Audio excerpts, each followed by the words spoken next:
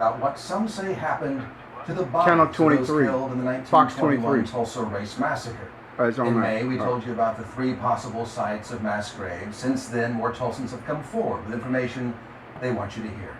Fox 23 investigative reporter Jeannie Q digs into why many think the bodies of hundreds of African Americans were tossed in the Arkansas River. You get rid of the dead. And do it quickly. Do it quickly. In the 1990s, writer Kevin Ross helped record interviews with survivors about the 1921 Tulsa Race Massacre. I remember seeing people get shot. Everything was burned, you know. Everything. 35 blocks looted and burned. Hundreds of people killed. You'll never forget that, Rob. That's something to be always in your remembrance.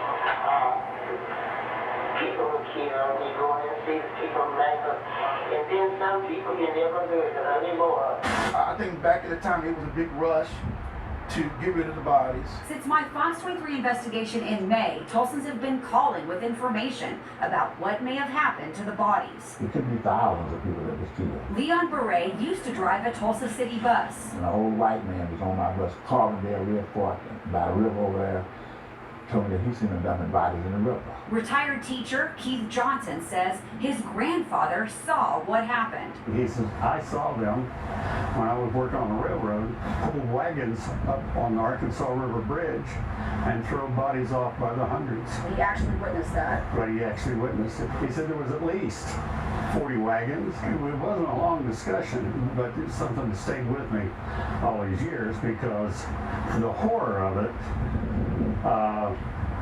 kind of struck me. Tulsa City Councilor Jeannie Q says her dad told her a similar story. He always talked about going over the 11th Street Bridge, how it always bothered him what he saw as a little child. What did he see? He saw where people would pull up on the north side of the banks of the Arkansas and bodies of African Americans were being tossed in the water. This is the bridge her dad was talking about, completed in 1904. You can see it in this photo that's on a placard next to the water. And here is the bridge today. Jeannie says what her dad saw here troubled him deeply every time he crossed it. I think the memories just haunted him to think of the cruelty that was happening in our city. Those stories match what Oscar Dean Ray told me. His family saw bodies floating down the river as far as Muskogee.